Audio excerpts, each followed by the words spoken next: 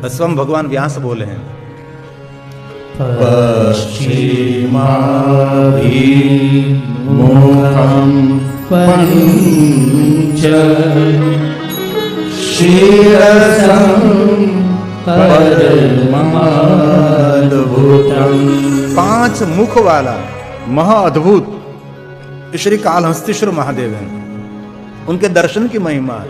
जो कोई मनुष्य इस श्री कालहस्तीश्वर महादेव का दर्शन करेंगे, उस मतलब पाप क्षय कारणम, जीवन के सभी पापों में से मुक्ति देने वाला श्री कालहस्तीश्वर महादेव। शिव महापुराण में तो 2 श्लोक में उसकी महिमा है, परंतु शिव रहस्यम ग्रंथ हैं तामिली भाषा में, इनमें श्री कालहस्तीश्वर महादेव की तो बहुत अद्भुत महिमा गाई है। हमने बहुत सारे जललिंग, चिदंबरम, नटराज लिंग, ऐसे बहुत सारे शिवलिंगों का दर्शन कर लिया, लेकिन अभी भी मुझे भी श्री कालहस्तीश्वर महादेव का दर्शन बाकी है, जो 5 तत्व लिंग उनको माने जाते हैं। और बहुत सारी महिमा ये 5 तत्व लिंग की भी है। और आगे कहा शिव महापुराण में, सारी सिद्धियों का तथा भोग एवं मोक्ष को देने वाला ये श्री कालहस्तीश्वर महादेव है। मैंने पहले भी कहा था, आज भी दूसरी बार दोहराता हूं। कई लोगों के मन में एक ही बात है, शिव जी मुक्ति का देव है। जरूर महादेव ही मुक्ति का देव, और कोई देव मुक्ति दे भी नहीं सकता। शंकर जी ही मुक्ति का दाता है, लेकिन सिर्फ शंकर जी मुक्ति प्रदान नहीं करते। यहां भी शब्द आते हैं भुक्ति। भुक्ति का अर्थ है संसार का भोग। अतृप्त मनुष्य कभी तृप्त मुक्ति को प्राप्त नहीं कर सकता। पहले तो जीवन की तृप्ति चाहिए। भोग भोगने के बाद उनके लिए मोह छूटता है, बाद में उसको मुक्ति मिलती है। ऐसा कभी छोटी बात न करे कि भाई शंकर जी तो मुक्ति दे सकते हैं, संसार का सुख नहीं दे सकते। संसार के सभी दुख सुख महादेव जी देते हैं, दुख हरने वाला शंकर है। इसलिए बार बार श्लोक में आता है भुक्ति मुक्ति, और कहीं कहीं आता है भुक्ति भक्ति मुक्ति। भोग भी देते हैं, भक्ति भी देते हैं और मुक्ति भी देते हैं।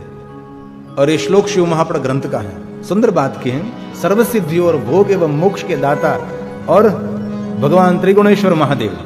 तदंतर मैंने भक्ति से युक्त उनका दक्षिण भाग से स्थित पार्वती को भी जगत को उत्पन्न करने वाली मां भवानी आद्यशक्ति ब्रह्म ज्ञान रूपी पुष्पकी कली के समान उनका पूजन मैंने किया। 1008 बार पंचाक्षरी महाविद्या का मैंने वहां बैठकर जाप किया। कौन कहते हैं?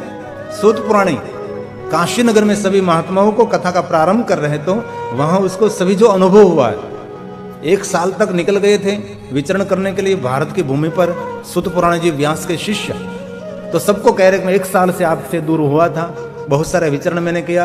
मैं दक्षिण भारत में गया, मैं कन्याकुमारी गया, वहां से श्री कालहस्तीश्वर महादेव गया, और मुझे जो जो अनुभव और मैंने वहां जाकर जो जो किया, वो सूत पुराणी उसके निजी अनुभव का बात कर रहे हैं, अनुभव की बात कर रहे हैं। पंचाक्षरी विद्या का उसने पंचाक्षरी महाविद्या का जाप किया 108 बार। पंचाक्षरी विद्या का 2 अर्थ माना जाता है। पंचाक्षरी विद्या का एक अर्थ जो शिव जी के प्रधान 5 मंत्र हैं, उसका 108 बार जाप करना, वो भी एक विद्या मानी जाती है। ये न हो सके तो 108 बार ओम नमः शिवाय, ओम नमः शिवाय, ओम नमः शिवाय ऐसा करना, उसको भी पंचाक्षरी विद्या मानी जाती है। पंचाक्षरी विद्या की बहुत सारी महिमा है। हमने बहुत बार शिव महापुराण में कह दिया है। जब भगवान कृष्ण जी उपमन्यु के पास गए, उपमन्यु ऋषि ने भगवान कृष्ण जी को पंचाक्षरी विद्या दी थी, और भगवान द्वारकाधीश कृष्ण जी ने उपमन्यु ऋषि के चरण में बैठकर शिव विद्या, मंत्र विद्या, क्रिया विद्या, शांभव विद्या और पंचाक्षरी विद्या भगवान कृष्ण ने पाई। उपमन्यु ने जो मार्गदर्शन दिया, उपमन्यु ऋषि ने, उसके मार्गदर्शन अनुसार भगवान कृष्ण जी ने बद्रीनारायण में जाकर शिव जी का कठिन आराधन किया, और भगवान शंकर के दर्शन करके महादेव के पास से बहुत सारे वरदान प्राप्त करके कृष्ण जी ने संसार के बहुत सारे भोग भोगे, और अनेक जीवों का उद्धार श्री कृष्ण जी भगवान ने किया, और स्वयं हरि के अंश अवतार है। इसलिए ये जो श्लोक हैं, इस सूत पुराण जी अपना अनुभव सभी ऋषि मुनियों को कहते हैं कि जो कोई मनुष्य कालहस्तीश्वर महादेव का दर्शन करे, उनके लिए सारी सिद्धियां और भोग और मोक्ष भगवान शंकर जी उन पर कृपा करते हैं। भवानी का सुंदर स्थान है, और दक्षिण भारत में ज्यादातर भगवान शिव जी के शिवालय में, गर्भगृह में, वहां पार्वती नहीं रहती। ये जो हमारी बहुत प्राचीन प्रणाली है, पार्वती का गौरी मंदिर बाजू में रहता है। यहाँ गुजरात में, मध्य प्रदेश, राजस्थान और उत्तर भारत में क्या है, एक गर्भगृह में नीचे शिव जी बिराते हैं, उसके ऊपर पार्वती जी का स्थान रहता है। ये मेरे गुजरात राजस्थान की। और आप उत्तर यूपी में जाओ तो यूपी में क्या होता है, एक शिवलिंग और शिवलिंग के अंदर गणपति, कार्तिकेय, माँ पार्वती। ये बहुत झूठ है। लेकिन जो दक्षिण भारत में है, बाजू में गौरी मंदिर रहता है, शिव जी के गर्भगृह में लिंग के सिवा कुछ नहीं होता। भगवान शालिग्राम वहां रहते हैं, जो कि शिव जी को बहुत खाद्य द्रव्य वहां महादेव को अर्पण करते हैं और खाद्य द्रव्यों से भगवान शंकर जी का विशेष प्रकार से पूजन करते हैं। बाद में सभी ये खाद्य द्रव्य लेकर भगवान शालिग्राम को स्पर्श करा देते हैं। इसमें से प्रसाद देते हैं भक्तों को, खारो भात, मीठो भात, ऐसे स्वीट भात, बहुत अलग अलग चावल बनाते हैं और अलग अलग बनाकर भगवान महादेव को पीठ में लिंग को स्पर्श कर पूरा पूरा चढ़ा देते हैं। मैंने तो देखा गरम गरम चावल महादेव को चढ़ा देते हैं। ऐसी वहां की प्रणाली है। वो प्रसाद बनता है, इमली वाला भात, खट्टा भात, दही वाला भात, मीठा भात, तीखा भात, चावल चावल चावल की बहुत सारी वैरायटी ये साउथ जो दक्षिण भारत में बनती ये ऐसे महादेव को अर्पण करते हैं। इसलिए वहाँ गर्भगृह में ज़्यादातर जो नए को शिवालय बनाया होगा तो इसमें गर्भगृह में जरूर पार्वती आपको दर्शन में मिलेगी, लेकिन ज़्यादातर बाजू में मंदिर। यहाँ भी यही कहा कि भगवान महादेव के पास जगत को उत्पन्न करने वाले शक्ति, महाशक्ति, ब्रह्म ज्ञान रूपिणी, उसका भी मैंने पुष्पों से पूजन किया और श्री कालहस्तेश्वर महादेव के सानिध्य में बैठकर पंचाक्षरी महाविद्या मैंने 108 बार जाप किया। और कहीं भी देवालय शिवालय जाओ, थोड़ी देर के लिए मंत्र स्तोत्र का पाठ करना चाहिए, थोड़ी देर के लिए पंचाक्षर मंत्र का जाप करना चाहिए, अथवा आपकी इष्ट कोई मंत्र हो उसका जाप करना चाहिए। कुछ भी ना करे तो वहां जाकर पूरा एहसास करे, तीर्थ का अनुभव करे, शांति से मौन होकर, वाणी का मौन नहीं, मन का मौन, मन को स्थिर करके भगवान को देखें, इस भूमि का अनुभव करें। कहीं जाओ भाग भाग भाग ऐसे जाना उचित नहीं होता है। तो ये सूत पुराण जीवन के अनुभव कहते हैं। और आगे बोलते हैं, जब के बाद सूत पुराण ने कहा, मैंने श्री कालहस्तेश्वर महादेव की प्रदक्षिणा की, परिक्रमा की, बार बार मैंने भगवान श्री कालहस्तेश्वर महादेव के स्तुति का गायन किया और नमस्कार किया। प्रसन्नता के साथ प्रतिदिन कालहस्तेश्वर महादेव की प्रदक्षिणा करते हुए नियम में स्थित हो उसी क्षेत्र में निवास करने में लगा। बहुत समय तक श्री कालहस्तेश्वर महादेव के सानिध्य में भगवान वेदव्यास के शिष्य श्री जो कथा गायक हैं सूत पुराण जी ने बहुत समय तक वहां निवास किया। और अवसर मिले तो तीर्थ में निवास करना भी चाहिए। अभी तो हम निरंतर कथा गा रहे हैं, पहले बहुत समय थोड़ा रहता था, तो जितना समय रहता जितना तीर्थ में निवास करने के लिए निकल जाते थे और कोई अनुभव होता है। तीर्थ स्थान देवता, तीर्थों के देवता, तीर्थों के पुरोहित, तीर्थों की परंपरा, अलग अलग प्रणाली, अलग अलग भोजन, अलग स्वाद, बहुत कुछ होता है। मैंने बहुत बार ये कथा कही कि मैं त्र्यंबकेश्वर महादेव बहुत समय पहले ये नीलांबिका पहाड़ पर मैं रुका था और नीचे उतरकर रोज 5 बजे भगवान त्र्यंबकेश्वर महादेव के दर्शन के लिए मैं जाता था। क्योंकि सुबह में 5 बजे से 7 बजे तक शिवालय के गर्भगृह में जाने में की पुरुषों के लिए अनुमति है और खुले छोटे वस्त्र पहनकर आप जा सकते हैं। 7 बजे के बाद कोई नहीं जा सकता। 5 से 7 में आप अंदर जाकर आप त्रिलिंगों को स्पर्श भी कर सकते हैं, अंदर बैठकर भगवान की पूजा भी कर सकते हैं। और गर्भगृह में वहाँ त्र्यंबकेश्वर महादेव ने नारी शक्ति को वहाँ प्रवेश नहीं है। ऐसे बहुत सारे लिंग हैं, तो जहाँ प्रवेश नहीं है वहाँ नहीं जाना चाहिए, जहाँ छूटछाट है वहाँ जाना चाहिए। और हमारा प्रथम ज्योतिर्लिंग सोमनाथ में तो किसी को भी गर्भगृह में प्रवेश नहीं है ना, और ज़्यादातर गर्भगृह में जाना भी नहीं चाहिए। बहुत पवित्रता के साथ गर्भगृह में आप जा सकते हैं, बहुत महिमा है। तो ये सूत पुराण कहते हैं कि मैंने बहुत दिनों तक वहाँ श्री कालहस्तेश्वर महादेव के सानिध्य में मैंने नियम से निवास किया और कहा, हे मुनीश्वरों, मैंने श्री कालहस्तेश्वर महादेव की प्रदक्षिणा करी, बार बार मैं परिक्रमा करते रहा, नियम से स्थित होकर उसी क्षेत्र का निवास करने लगा। और हे मुनीश्वरों, इस प्रकार मैंने ज्ञान प्रसन्न होकर श्री कालिका, श्री महादेवी का पूजन किया, उसकी कृपा मैंने प्राप्त की। 4 महीने का समय उन क्षेत्र में व्यतीत किया मैंने। सूत पुराणी श्री कालहस्तेश्वर महादेव 4 महीने तक वहां रहे और महादेवी की भी उसने कृपा प्राप्त की। आदि जगतगुरु शंकराचार्य महाराज जहाँ जहाँ शिवालय जाते थे वहाँ विशेष प्रकार से आदि जगतगुरु शंकराचार्य महाराज माँ की उपासना करते थे। आद्य शक्ति भवानी अम्बा पराम्बा जगदम्बा पार्वती गौरी की उपासना कर। इसीलिए आदि जगत गुरु शंकराचार्य महाराज माता की तरह ऊपर उसका जो उपरना था वो संपूर्ण ओढ़ रखते थे। कभी शंकराचार्य का सर खुलना नहीं देखेंगे कहीं भी। ये सभी शंकराचार्य महाराज ऊपर से ओढ़ रखते, जैसे बहन लोग ओढ़ती है। ये माता जी का प्रतीक है। मेरे शंकराचार्य शिव और शक्ति का प्रतीक माना जाता है, इसलिए सर पर ओढ़ रखते हैं। तो महादेवी की कृपा उसने प्राप्त की सूत पुराण जी ने, और कहा इनके बाद एक दिन जल में कुश में अंजित एवं उसके ऊपर वस्त्र का आसन बिछाकर उस पर बैठे मैंने इंद्रियों को बहुत रोककर संयम में रहकर मैंने समाधि लेने का, वहां समाधि स्थित होने का मैंने प्रयास किया। कुश मतलब दर्भ का आसन अथवा कुश मतलब घास का आसन, उन पर बैठकर जल रहित, जल का त्याग कर दिया। और कभी कभी मैंने समाधि में जाने का वहां से बहुत मैंने प्रयोग किया। और एक बात बहुत सुंदर, कहीं तीर्थ में आप कहीं जाते हैं तो वहां तीर्थ का प्रभाव रहता है, वहां जल्दी आप ध्यान कर सकते हैं। वहां के वाइब्रेशन, वहां के जो प्राण होता है, ये बहुत भक्ति मार्ग में सहयोगी रहता है। इसलिए जरूर तीर्थ में जाकर विशेष प्रकार का साधन, उपासना, अनुष्ठान, मंत्र जाप, ये बहुत सारे भक्त करते हैं। ये बहुत श्रेष्ठ बात मानी जाती है। मैं सर्वदा परमानंद चित्त धन परिपूर्ण शिव हूं, ऐसा ध्यान करने मेरे हृदय में शांति का अनुभव मैं कर रहा था। कितनी सुंदर बात, हर मनुष्य ये बात कर सकता है।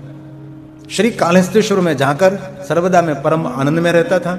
मेरी इंद्रियों का निग्रह करके, मेरे इंद्रियों को मैं संयम में रखकर मेरा चित्त धन परिपूर्ण मैं शिव हूं, ऐसा भाव प्रकट कर रहे थे। मैं स्वयं शिव हूं, मैं स्वयं शिव हूं, और तादात्म्य करते भगवान के साथ जुड़ने का प्रयास कर। ये बड़ा एक मनोविज्ञान भी माना जाता है। सभी मनुष्य ये नहीं कर सकते जिनका मन निर्मल है, जिनके मन में छिटी कीड़ो मकोड़े नहीं पड़े हैं, जो संसार के जीव जंतु जिनके मन में नहीं है, वो मनुष्य परमात्मा के साथ अपना संपूर्ण चित्त को जोड़ सकते हैं।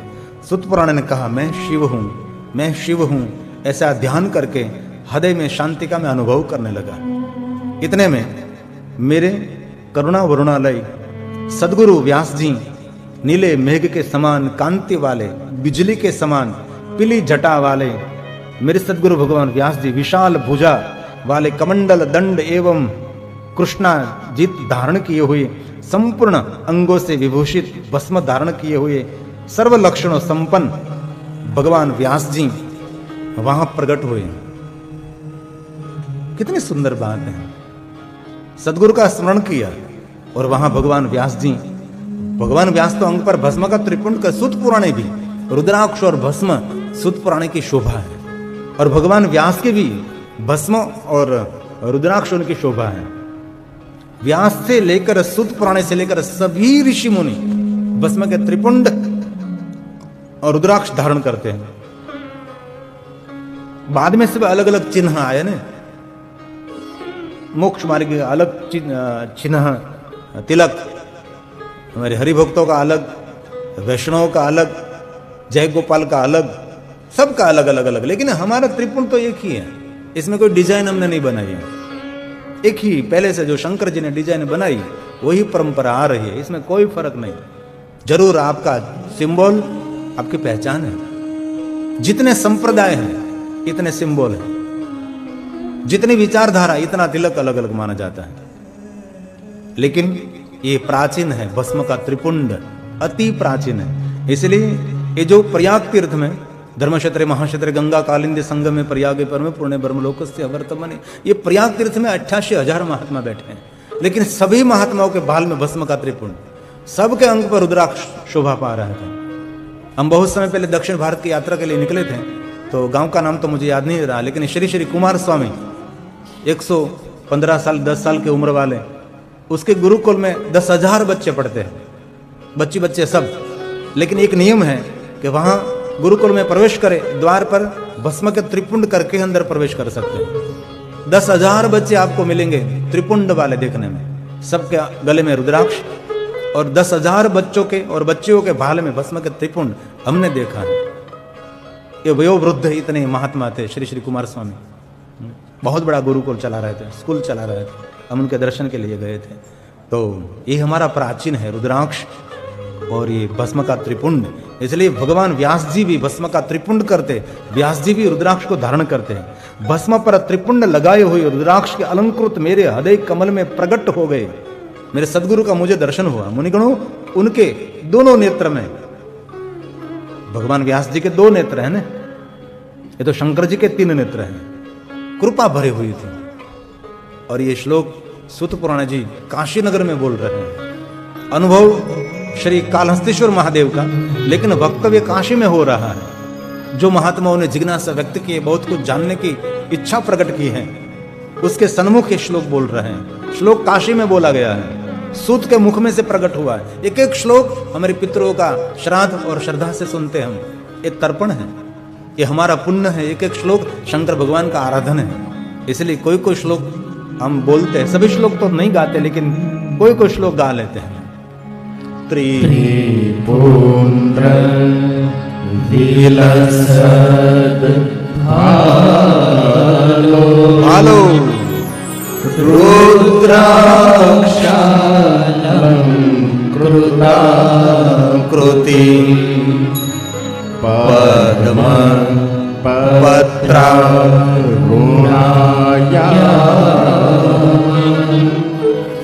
विस्तृण नयनद्वया। मेरे सदगुरु भगवान व्यास जी के हृदय कमल में प्रकट हुए हे मुनिगुण, उनके दोनों नेत्र कमल दल से समान विशाल थे। भगवान व्यास जी के जो नेत्र थे, विशाल कमल दल, कमल की पंखड़ी की तरह उसके नेत्र शोभायमान है। आपके सौंदर्य में आपकी आंख, वो भी एक शोभा में वृद्धि करती है। आंख से शोभा बनती है, आंख से पहचान है, आंख का भाव है, आंख की कोई वाचा है, आंख की कोई भाषा भी है। इसलिए कभी आपने विदेश की यात्रा की होगी, तो विदेश की यात्रा में आप जब इमिग्रेशन पार करते हैं, तब इमिग्रेशन वाला जो बैठा है साहब, वो कहता है कि आप कैमरे के सामने दृष्टि रखो, आंख से पहचाना जाता है। इसलिए यहाँ सूत पुराण ने कहा, मेरे सदगुरु की आंखों में कृपा भरी थी। इस प्रकार परिपूर्ण शोभा से युक्त व्यास जी को अपने हृदय कमल में प्रकट रूप से मैंने देखा है। ये तो सदगुरु पर जितना गहरा भाव, इतना सरल दर्शन, जितना गहरा ऊंडा भाव, इतना सदगुरु का सरल दर्शन। बैठे हैं श्री कालहस्तेश्वर महादेव, भजन कर रहे हैं भगवान शिव जी का, माँ भवानी की कृपा ले रहे हैं और कहते हैं मेरे हृदय में मेरे सदगुरु भगवान व्यास जी का रूप मैंने देखा। हे आस्तिकों, हे मुनियों, सर्वथा मोहित हो गया मैं। मेरे सदगुरु का रूप देखकर मैं बहुत प्रसन्न और आह्लादित हुआ। तदंतर नेत्र खोलकर मैं विलाप करने लगा, क्योंकि ये तो हृदय कमल में दर्शन हो रहा था। आंख खोली तो कुछ नहीं होता। और ये जिनने साधक पंथ, साधना पंथ में है, उस लोगों का बहुत सारा अनुभव माना जाता है। साधक लोग जब आंख अर्धविदित करके जब साधना में डूबे जाते, तब बहुत कुछ अनुभव करते हैं। और ये जो आंख खोलने के बाद संपूर्ण सूरता में जो आ जाते हैं, तब उसको कुछ भी दिखाई नहीं देता। इसलिए कह रहे हैं कि मैंने मेरे हृदय कमल में मैंने सदगुरु का दर्शन किया, लेकिन मैंने नेत्र खोले, मैंने नहीं देखा, तो विलाप में करने लगा। उस समय पर्वत के झरने के समान मेरे नेत्र में मेरे सदगुरु के याद में अश्रुधारा प्रवाहित होने लगी। ये तो सूत पुराण को सदगुरु के प्रति इतना भाव है, और गुरु के प्रति हमने असुरों के साथ कहीं भी भाव देखा है, तो मैं आदर के साथ, मैं बहुत प्रणाम के साथ उसका नाम ले सकता हूँ, हमारे पूज्य श्री मुरारी बापू को।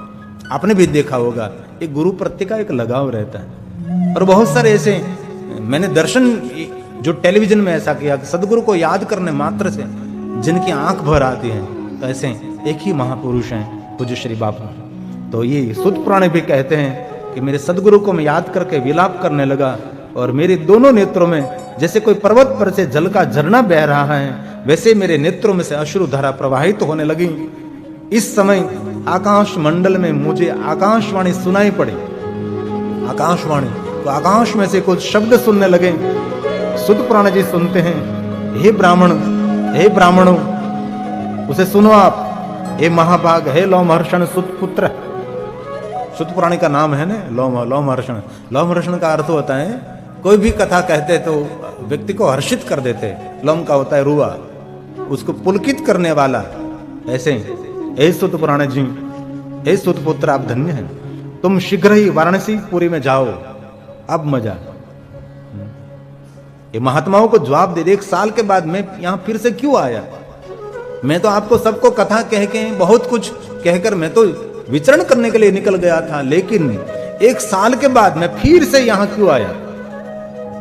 ऋषि मुनियों ने कल कहा ने कि हम सब भगवान काशी विश्वनाथ महादेव की साधना करते करते हम सब इच्छा प्रकट करते थे, कभी वामदेव मत सुनना है, वामदेव की वाणी, वामदेव परंपरा मुझे सुननी है।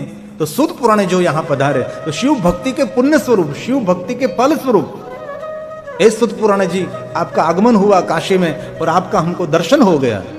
इसी बात का जवाब अब सूत दे रहे हैं कि मुझे मेरे सदगुरु ने मेरे हृदय में प्रकट होकर मुझे दर्शन दिया और आकाशवाणी से मुझे कहा कि हे सुत पुत्र, शीघ्र ही आप वाराणसीपुरी में जाओ, वहां पर जिन मुनियों को तुमने पूर्व काल में पहले उपदेश दिया था, ये मुनि पुनः पुनः तुम्हारे आने के अपने मन में कल्पना कर रहे हैं और भाव कर रहे हैं, उसकी कामना की पूर्ति करो, आप काशी नगर में जाओ। इसलिए मेरे सदगुरु की आज्ञा से मैं काशी नगर में, यही मुनि आप सब प्रतीक्षा करते थे, इसलिए मेरे सदगुरु ने कहा, इसलिए मैं यहाँ आया हूँ। आकाशवाणी ने मुझे आदेश दिया था कि सभी मुनि काशी में आपका इंतजार, आप प्रतीक्षा कर रहे हैं और निराहार व्रत कर रहे हैं।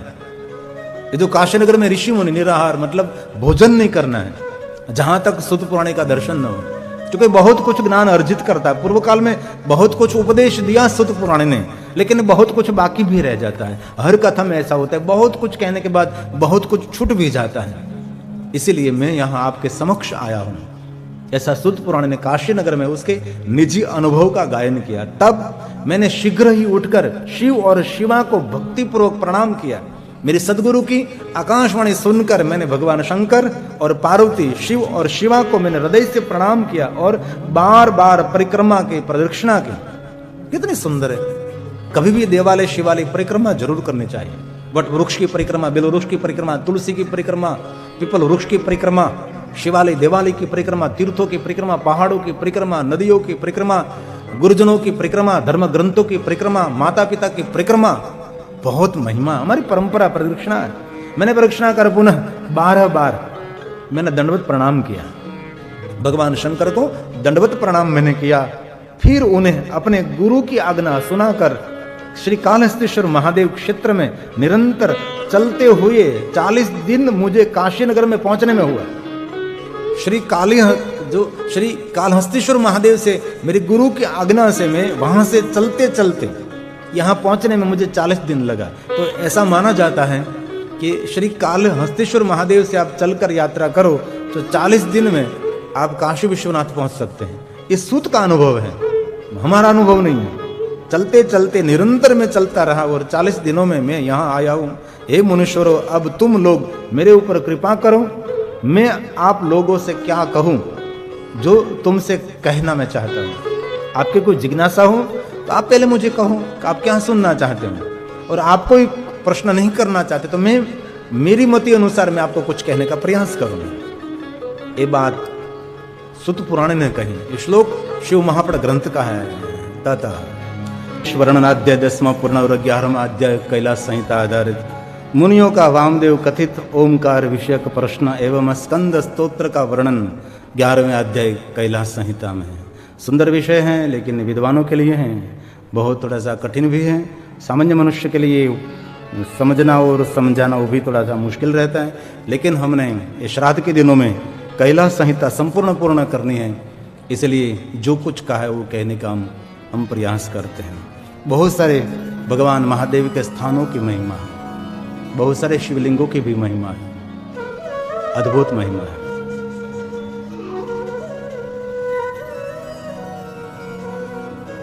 सूत पुराण ने कहा, हे ऋषि मुनियों, ए महाभाग, सभी महात्मा बोले, ए महाभाग सूत जी, तुम हम लोगों के श्रेष्ठ गुरु हो। एक काशी में जो सभी ऋषि मुनि कथा श्रवण के लिए सभी विराजमान है, वो सूत पुराण को कहते आप हमारे लिए श्रेष्ठ गुरु हो। यदि तुम्हारी दया से तो हम लोग भगवान शंकर जी के निरंतर भक्ति में रत रहते हैं, और गुरु लोग श्रद्धालु शिष्यों पर दया करते हैं। इसलिए आपने हम लोगों पर दया करके दर्शन दिया है। पहले आपने बिरजा वही वामदेव का मत बहुत सारा विस्तृत किया था, परम श्रद्धा और आदर के साथ हम लोगों ने सुना और फिर से हम सुनना चाहते हैं। अतः हे कृपा सागर, प्रेम से आप हम सबको ये जो वामदेव मत हैं इस मत का वर्णन करिए। एक मंत्र भी है ना, वामदेव मंत्र, तत्पुरुषा मंत्र, ईशान मंत्र, अघोर मंत्र, इसमें वामदेव मंत्र भी है। ये वामदेव ऋषि। और एक बात और याद रखने जैसे, आप जो पंचाक्षर मंत्र का जाप करते हैं ना, उसके ऋषि भी वामदेव ऋषि हैं। जो विधिवत पंचाक्षर मंत्र का जाप, पंचाक्षर मंत्र ओम नमः शिवाय, उसके ऋषि वामदेव हैं। कभी भी आप पंचाक्षर मंत्र का जाप करते तो इसमें पहले ऋषि का नाम लेना पड़ता है। वामदेव ऋषि अनुष्टुप छंद सदाशिव देवता धर्म अर्थ काम मोक्ष लाभार्थी जपे विनियोग ओम नमः शिवाय, इतना बोलकर पंचाक्षर मंत्र का प्रारंभ करते हैं। दरेक मंत्र का ऋषि छंद अलग अलग रहते हैं। तो वामदेव ऋषि महादेव का स्वरूप माना जाता है। वामदेव ऋषि शंकर भगवान का स्वरूप माना जाता है। जो शंकर जी के 5 मूर्ति, 5 प्रतिमा, 5 प्रधान अवतार, इसमें वामदेव, सद्योजात, ईशान, तत्पुरुषाय, अघोर, ये सभी बातें आ जाती हैं। तो इसमें कहते हैं श्लोक, पहला श्लोक है अध्याय नंबर 11 का पहला श्लोक, जो सभी ऋषि सुत पुराणी को कथा कहने के लिए प्रेरित करते हैं और बहुत बड़ा गुरु तुल्य आदर देते हैं। एक एक श्लोक महादेव का प्रसाद है। ये शिव महापड़ा ग्रंथ के बाद है। सूत सूत महाभाग त्वस्मात् गुरुत्तम, श्रेष्ठ गुरु, उत्तम गुरु, अतस्त्वां परिपृच्छामो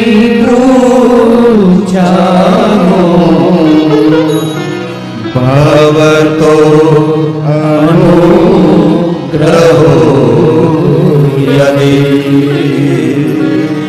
भवतो अनुग्रहो यदि।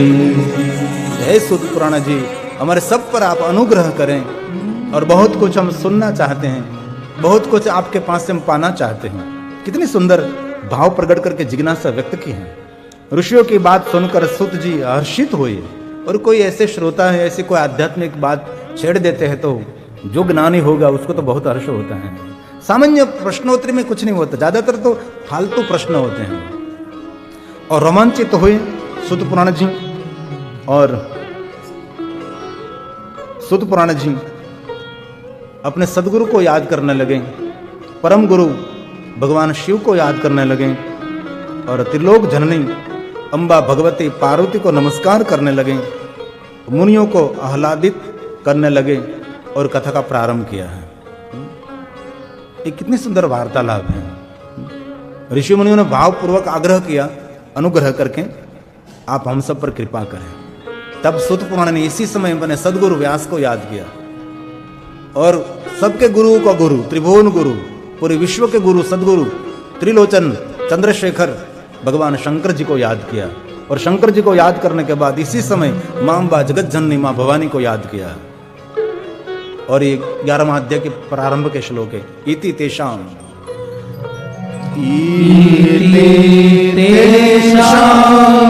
वचः श्रुत्वा सुतो यष्ट तनूरुह नमस्कृत्य महादेवं गुरो परतरं गुरु। गुरु के गुरु, परम गुरु भगवान शिव और आगे महादेवी, महादेवी त्रिजननी गुरु व्यासं च भक्तितः। कितनी सुंदर बात। महादेवी त्रिजननी गुरु व्यासम च भक्तितः, जगत जननी मां भवानी को याद किया और त्रिभुवन जननी अम्बा पराम्बा को याद करने के बाद गुरु व्यास जी को भक्तिपूर्वक प्रणाम करते हुए व्यास जी के याद के साथ सुत पुराण बोलने लगे। गंभीरया वाचा नोमे नालाययं निदम् नोमे नालाययं निदम्। भगवान महादेव और त्रिलोक जननी मां अंबानी भवानी और भगवान व्यास को नमस्कार करके और अब सुत पुराण जी महिमा का प्रारंभ करते, सब ऋषि मुनि जो सुनने के लिए आतुर थे सब आह्लादित हुए, सब हर्षित हुए। और सुत पुराण का नाम ही लोमहर्षण है, कथा कहने से सबको हर्षित कर देते हैं, ऐसी विद्वता से भरी हुई जिनकी वाणी है। अब सुत पुराण बोले, कथा का प्रारंभ कर रहे कि हे ऋषियों, आप लोगों का कल्याण हो, आप सर्वथा सुखी रहो। वक्ता प्रारंभ कर रहे कथा का, हे मुनियों, आप सबका परम मंगल हो, कल्याण हो, आप सर्वदा सुखी रहो। जैसे वक्ता श्रोताओं को निरंतर शुभकामना देता रहता है, जो कथा सुनते हैं उनके लिए शुभ भाव, शुभ आशीर्वाद, शुभ आशीष उनके लिए निरंतर वक्ता के हृदय में से उद्गार प्रकट रहता है। वैसे ही सुत पुराण के हृदय में सभी ऋषि मुनियों, सभी श्रोता है, उसके लिए कल्याण का भाव किया, सबके सुख की कामना की और शिव भक्त एवं दृढ़ चित हो शिव भक्ति का प्रचार प्रसार करते रहें। यह परम अद्भुत बात है, इसे मैंने आपने गुरु से सुना, किंतु इस गुप्त रहस्य को प्रकट करने के भय से आज तक किसी से और मैंने किसी के सामने ये मत मैंने नहीं कहा जो वामदेव मत है। और बहुत सारी ऐसी कथा शिव महापुराण में उसी बंधी हुई कथा ये वक्ता को लिए कह देते हैं कि ये कथा सबके सामने नहीं कहना चाहिए। और कहीं कहीं भगवान व्यास ने भी लिख दिया कि ये बात आप सबको कहने के लिए उचित नहीं है और इस बात का विस्तार करने के लिए योग्य नहीं है। ऐसी बहुत सारी बातें को वहां पूरी कर देते, क्योंकि ये सामान्य जन बहुत सारी बातें होती है उसका उल्टा सुल्टा अर्थ करके समाज में गलत फहमी प्रकट कर देते हैं। इसलिए बहुत सारी बातें ऐसी होती हैं जन समाज के सामने नहीं कहना चाहिए। अभी तक मैंने ये जो मत है मेरा भय था, किसी को मैं नहीं कहूंगा, लेकिन आज मैं आपका प्रेम और भक्ति और आदर और व्रत सब कुछ देखकर, पवित्रता को देखकर मैंने निर्णय लिया है कि आज मैं आप सबको गुप्त मत है मैं आपको कहूंगा। अतः आप लोग शिव भक्त हैं एवं दृढ़ व्रतधारी हैं, होने से महान भाग्यशाली आप सभी हैं, क्योंकि आप सब भगवान शंकर जी के परम भक्त हैं। इस सुत पुराण जी सभी ऋषि मुनियों को कह रहे हैं भाग्यशाली हैं, भगवान महादेव के भक्त हैं, दृढ़ व्रतधारी आप हैं। इस कारण आप लोगों से कहता हूं मन लगाकर आप सुनिए। अब जो मत है, जो गुप्त रहस्य है, ये समझना समझना कठिन तो है, लेकिन जो शिव पुराण में कहा मैं कहने का प्रयास करता हूं। पूर्व काल में रथंतर कल्प में महामुनि वामदेव जी गर्भ से उत्पन्न हुए थे, जो शंकर जी का अवतार माना जाता है। स्वयं वामदेव जी गर्भ से उत्पन्न हुए थे। महामुनि वामदेव जी शिव का अवतार माना जाता है, शिव स्वरूप माने जाते हैं, शिव जी का अभिन्न स्वरूप माने जाते हैं। सभी शिव ज्ञान वेताओं में सर्वश्रेष्ठ गुरु वामदेव ऋषि हुए और वे वेद, आगम, मंत्र एवं पुराणादि सभी शास्त्रों के तत्ववेता, देव, असुर, मनुष्य तथा सभी जीवों के जन्म एवं कर्म का बहुत बड़ा विज्ञान जानते थे। जो एक कर्मों का विज्ञान है, हमारे कर्मों का फल हमारे जीवन में रहता है। कभी सुख तो समझना कोई सत्कर्म का फल आ रहा है, कोई दुख तो समझना कोई बुरे कर्म का फल आ रहा है। इस निरंतर कर्मों की माया जाल हमारे साथ रहते हैं, कभी सुख कभी दुख रहता है, एक कर्मों फलित होते रहते हैं। इसलिए उसको जानने के लिए बहुत बड़े ज्ञाता, बहुत बड़े वक्ता भगवान वामदेव ऋषि हुए हैं। और कहा सारे शरीर पर वामदेव ऋषि भस्म का लेप करते थे, और पहले के ऋषि ज्यादातर अंग पर भस्म का लेप करते रहते हैं। अभी 2-3-4 दिन पहले हमारे यहाँ बुद्धगिरी बापू पधारे थे, पूरे अंग पर वो भस्म लगाए रहते 12 मास, अंग पर और कुछ नहीं, सिर्फ भस्म रहते। समाज के बीच आते तभी थोड़ा सा वस्त्र पहन कर आते, बाकी वो वस्त्र भी नहीं पहनते, क्योंकि ये नागा साधु की जमात में है, हमारे थानापति हैं। लेकिन कोई समाज के बीच कोई प्रसंग में आते तो छोटा सा वस्त्र धारण कर लेते हैं, बाकी ज्यादातर वो दिगंबर रहते हैं। ऐसे वामदेव ऋषि भी अपने पूरे अंग पर भस्म का लेपन करते रहते हैं और स्वस्थ एकदम जटा मंडल, अति सुंदर मुखमंडल, प्रसन्नता से भरा हुआ और निर्विकार, निरअहंकारी, निर्द्वंद, किसी का कोई आश्रय नहीं, स्वयं का है आश्रय, कभी दूसरों का आश्रय नहीं लेते हो। और निद्वंद, कोई द्वंद नहीं, कोई उत्पात नहीं, अहंकार विहीन ये वामदेव ऋषि दिगंबर महाज्ञानी दूसरे शिव के समान हैं, अपने समान मुनिंद्र शिष्यों से सर्वदा घिरे रहते थे। उसका अर्थ है वामदेव ऋषि कहीं अकेले नहीं रहते, उनके जैसे जैसे शंकर भगवान निकलते तो शंकर भगवान कभी अकेले नहीं निकलते। भगवान महादेव जी उनके बहुत सारे गण समूह के साथ रहते हैं और शंकर जी के गणों का वर्णन शिव महापुराण में है। जैसे भगवान महादेव जी लगते हैं वैसे उसके गण लगते हैं, ऐसा ही रूप। फर्क इतना होता है गणों के बाल में चंद्र नहीं होता और जटा में गंगा नहीं होती। और दूसरी बात, शंकर जी के जितने रुद्र हैं उसके बाल में चंद्र रहता है, त्रिनेत्र रहते हैं और उसकी जटा में गंगा नहीं रहती, गंगा शिव के जटा में रहती है। इतना फर्क रहता है। बाकी देखने में शिव रुद्र शिव और शिवगण सब समान लगते हैं। तो वामदेव ऋषि स्वयं शंकर भगवान का स्वरूप माना जाता है, जिनको वामदेव मत कहते हैं। सर्वदा शिष्यों से घेरे हुए ये वामदेव ऋषि हैं, उसकी बहुत महिमा है। वामदेव मंत्र भी है और पंचाक्षर मंत्र का जाप करने से पहले अवश्य वामदेव ऋषि को याद करना चाहिए, उसकी बहुत सारी महिमा है। और परम ब्रह्म भगवान शिव में निरंतर लीन और महर्षियों के साथ निरंतर वार्तालाप और बहुत सारे साधु संत उनके संग रहते हैं और बहुत सारे ऋषि मुनि उनके चरण रज लेकर अपने जीवन को सार्थक मानते हैं। पृथ्वी को पवित्र करने के लिए सर्वदा निरंतर वामदेव ऋषि विचरण करते रहते थे।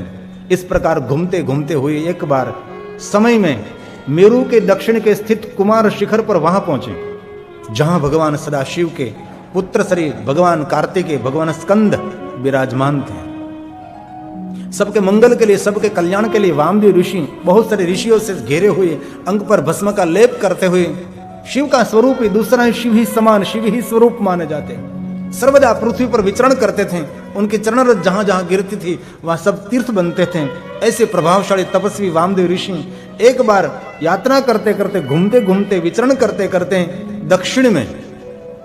दक्षिण भारत में कुमार शिखर, और दक्षिण में कभी जाओ तो बहुत सारे शिखर पर भगवान कार्तिक के मंदिर हैं, स्कंद के मंदिर है, मुरगड़ के मंदिर है। भगवान कार्तिक का नाम है मुरगड़, मयूर का वाहन है ना, इसलिए मुरगड़ कहते हैं। और दूसरी बात, पहले बहुत बार कह रहा हूं, दूसरी बात मैं दोहराता हूं याद दिलाने के लिए, कभी भी भगवान महादेव का दर्शन करो, महादेव का पूजन करो, विशेष प्रकार से महादेव की उपासना करो, इसमें कार्तिक भगवान को कभी भूलना नहीं चाहिए। और स्वयं भगवान महादेव ने सबको वरदान दिया है कि जो कोई मेरे सन्मुख, मेरे बड़े पुत्र, मेरे प्रधान पुत्र भगवान कार्तिक को याद करेंगे, उनको कोई भी क्षेत्र में मैं सफलता प्रदान करता हूं। और दूसरी बात, पूरे कार्तिक समय का चरित्र स्कंद पुराण, मुरगड़ भगवान कार्तिकेय षडानंद, उनका कहीं भी कभी भी पराजय नहीं हुआ। ये भगवान कार्तिकेय है, इसलिए भगवान महादेव के सन्मुख भगवान कार्तिकेय को याद करने से और कार्तिकेय भगवान का स्मरण करने मात्र से कोई भी क्षेत्र में विजय प्राप्त होती है। इसलिए महादेव के भक्तों के लिए कल हमने कहा था कि काल भैरव को जरूर याद करें, और यहां कहा भगवान कार्तिकेय को अचूक याद करें। योगेश्वरो महासेना भगवान स्कंद, मुरगड़, षडानंद, कार्तिकेयोऽग्नि नंदन दक्षिण देवताभ्यो नमः, ओम कार्तिकाय नमः। स्कंदः कुमार सेनानी स्वामी शंकर शंभव स्कंदः कुमार सेनानी स्वामी शंकर शंभव।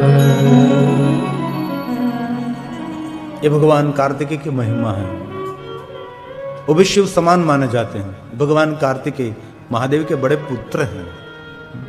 तो कुमार शिखर पर पहुंचे और भगवान कार्तिकेय और वामदेव ऋषि का सुंदर संवाद है, और कहते हैं सुत पुराण जी प्रयाग तीर्थ में वे ज्ञान रूपी शक्ति को धारण करने वाले महावीर के समान श्रेष्ठ असुरों के विनाश करने वाले भगवान कार्तिकेय अपनी पत्नी गजावल्ली के साथ सभी देवताओं से नमस्कृत भगवान कार्तिकेय कुमार शिखर पर विराजमान थे।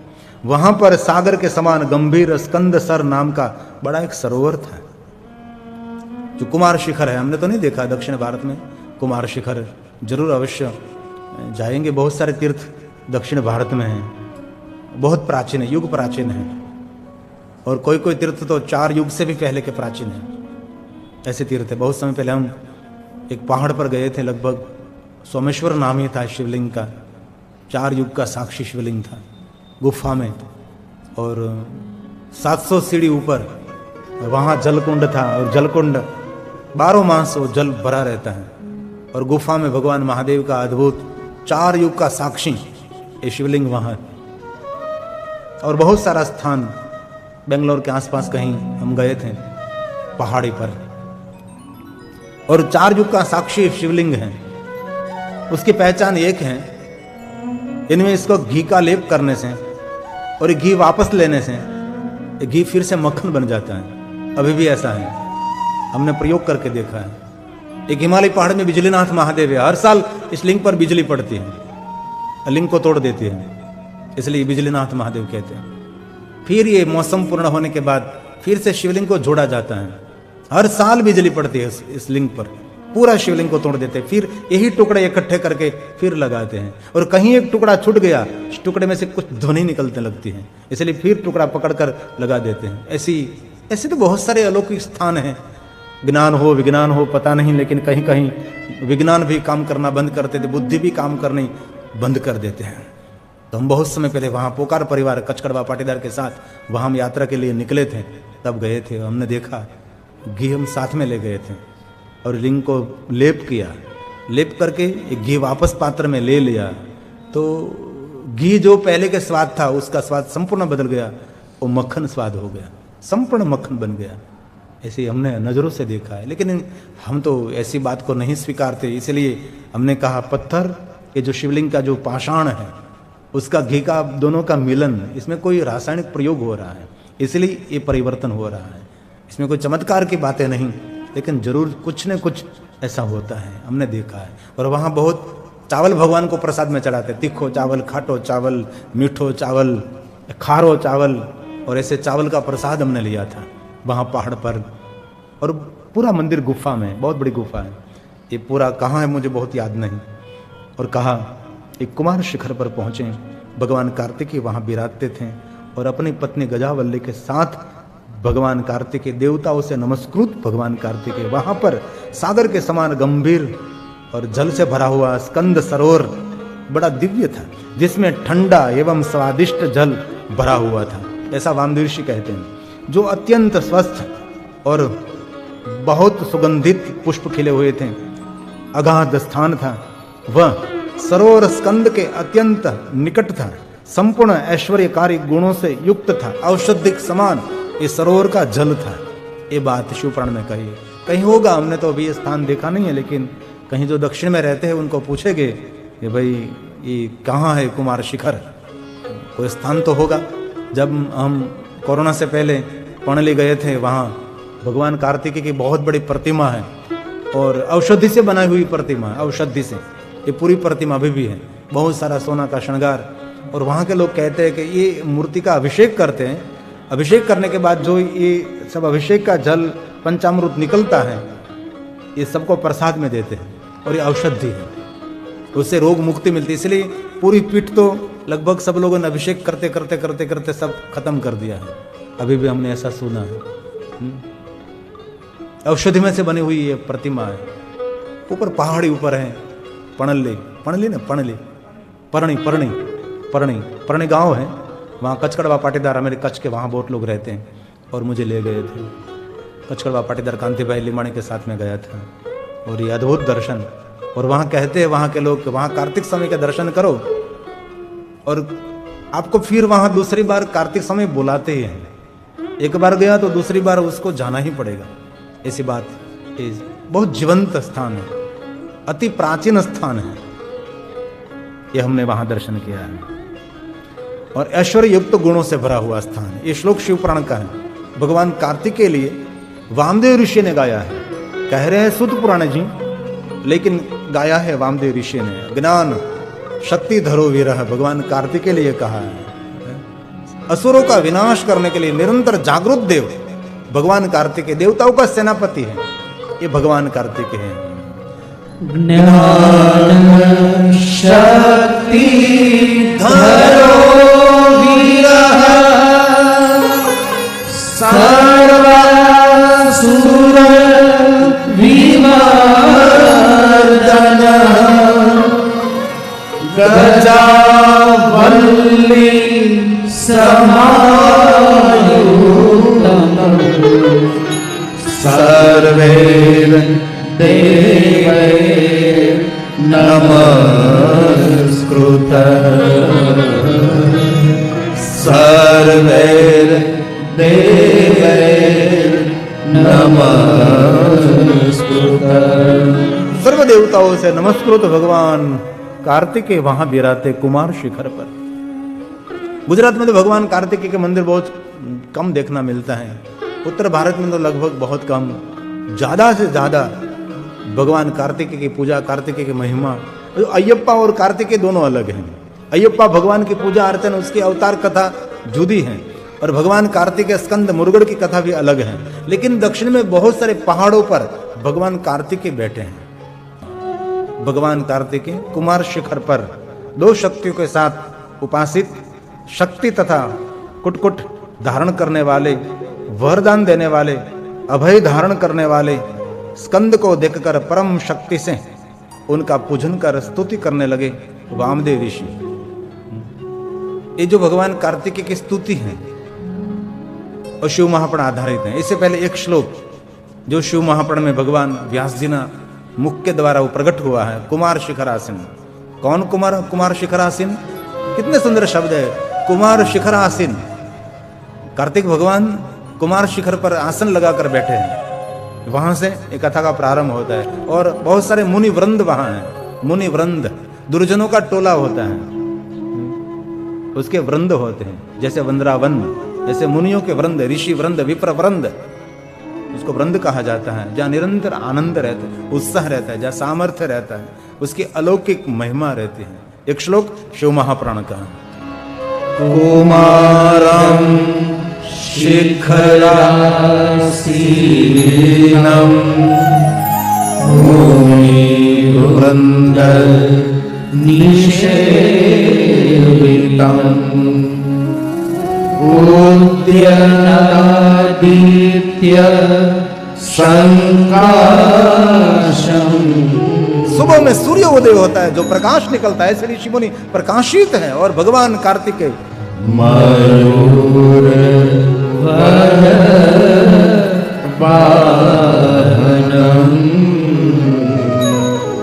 मयूर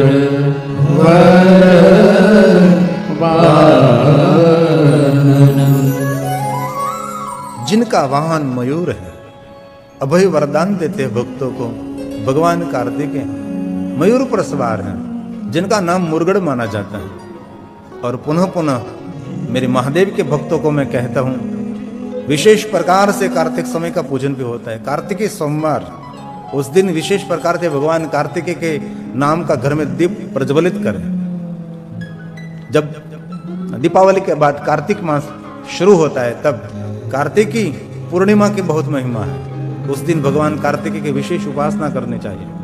और घर में सोमवार के दिन भगवान कार्तिकी सोमवार की, जैसे श्रावण मास का सोमवार वैसे कार्तिकी सोमवार भगवान कार्तिकेय की उपासना के लिए, जो प्रथम मास हम मानते, उस पूरा महीना भगवान कार्तिकेय के लिए है।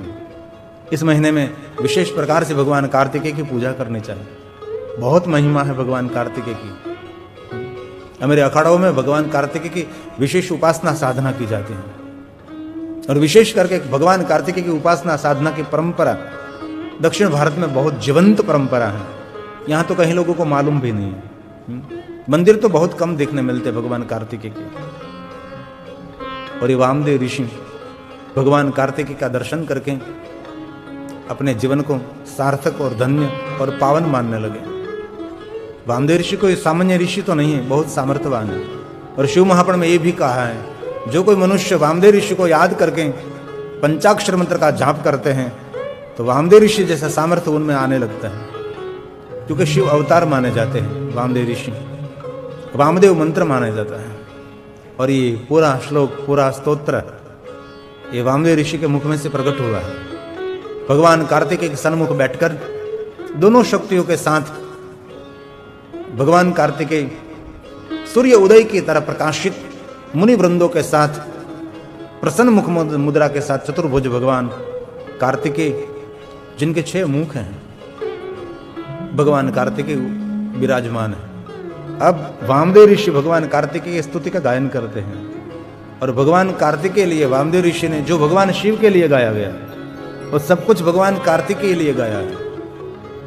शिव पुत्र है ना, प्रधान पुत्र, बड़ा पुत्र है महादेव जी का, और ये भगवान कार्तिकेय के लिए कितना सामर्थ्य दिखाया है। इसमें कहा वामदेव ऋषि ने, प्रणव के अर्थ स्वरूप भगवान कार्तिकेय। प्रणव का अर्थ है प्राणियों को प्रपंच में से तारने वाला अक्षर, अकार उकार मकार ओम, उसको प्रणव कहा जाता है। जो भगवान कार्तिकेय के लिए कहा, प्रणव के अर्थ स्वरूप भगवान कार्तिकेय, प्रणवार्थ के प्रतिपादक भगवान कार्तिकेय, और प्रणवाक्षर रूप और बीज एवं प्रणव स्वरूप आपको मैं नमस्कार करता हूं। एक बात बहुत याद रखें, ये प्रणव की उपमा सबको दी नहीं जाती। प्रणव की उपमा महादेव को दी जाती है, और भगवान कार्तिकेय और महादेव के जो रुद्र हैं, शंकर जी के अति रुद्र, महारुद्र, कोटि रुद्र, शतकोटि रुद्र, रुद्रों को प्रणव की उपमा दी जाती है। अन्य कोई देवताओं को प्रणव की उपमा नहीं देते। आप प्रणव अकारु का मकर ओम को देखे थे, इसमें शिव का ही चिंतन होता है। कभी भी आप अनुभव करना, कहीं जगह पर ओम लिखा है तो ओम में कभी राम, कृष्ण, विष्णु, ब्रह्मा नहीं दिखाई देंगे आपको। ओम में सीधा महादेव का ही प्रतीक दिखाई देता है। शिव का ये शब्द स्वरूप माना जाता है। शिव का ये वांग स्वरूप, शिव का ध्वनि स्वरूप, ध्वनि लिंगाय नमः, प्रणव लिंगाय नमः, सूक्ष्म प्रणव लिंगाय नमः, स्थूल प्रणव लिंगाय नमः, ये नाद लिंगाय नमः, ये ओमकार है। तो ये स्वयं भगवान वामदेव जी बोल रहे हैं, किसके लिए? भगवान कार्तिकेय के लिए। ये संपूर्ण कार्तिक स्तुति ये शिव महापुराण अंतर्गत है, और समग्र महादेव के भक्तों के लिए स्तुति बहुत मंगलकारी और बहुत कल्याणकारी स्तुति मानी जाती है। तो हम पूरी स्तुति का वर्णन करके थोड़ा समझने का प्रयास करेंगे कि भगवान कार्तिकेय के लिए कितनी महिमा मानी जाती है। इस स्तुति का पहला श्लोक है और शिव महापुराण अंतर्गत है। व्यास भगवान की रचना है और वामदेव ऋषि के शब्द हैं। भगवान कार्तिकेय को नमस्कार कर रहे हैं। ओम नमः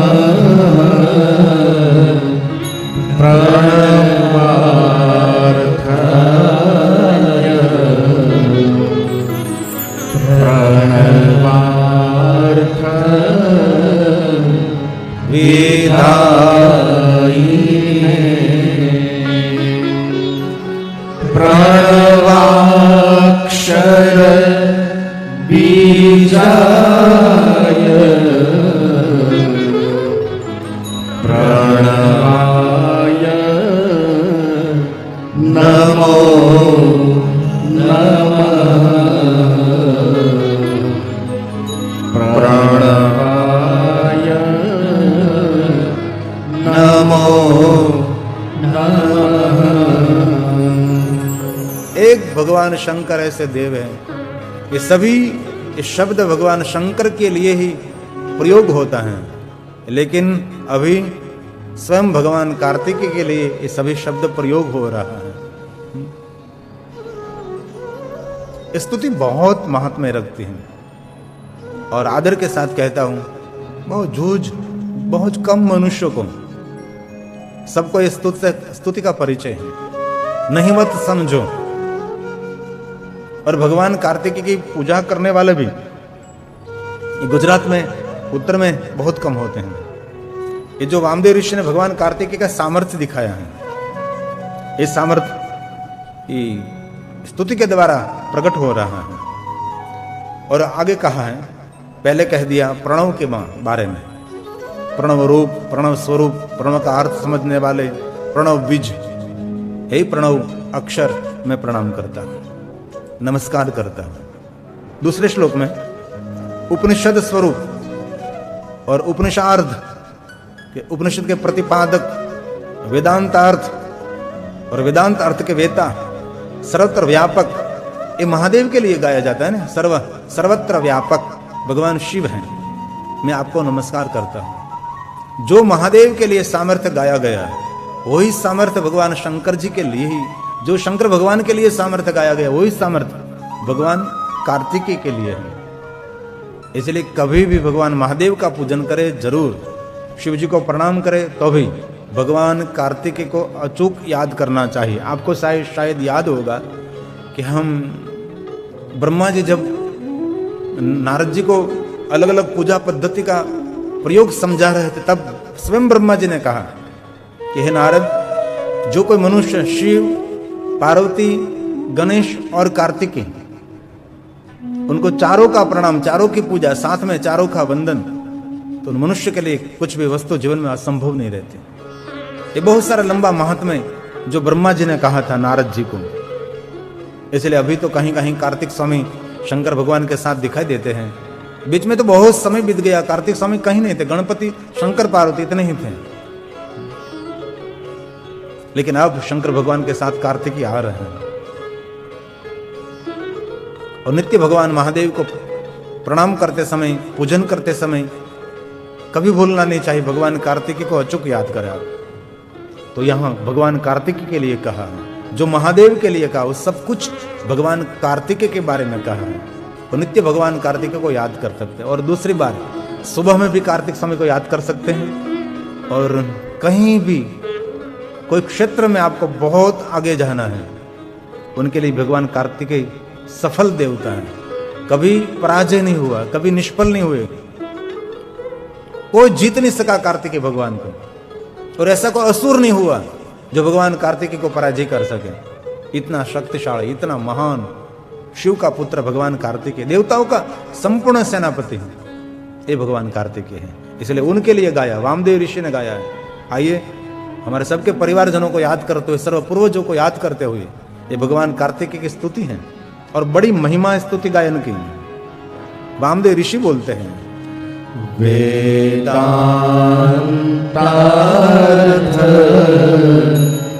स्वरूपाय भगवान कार्तिकेय वेदांतार्थ विधायिने वेदांतार्थ विदे नित्यं विदिताय नमो नमः विदिताय नमो नमः। ये भगवान कार्तिकेय के लिए वामदेव ऋषि ने गाया है। और ये शब्द भगवान कार्तिक स्वामी के लिए प्रयोग हो सकता है।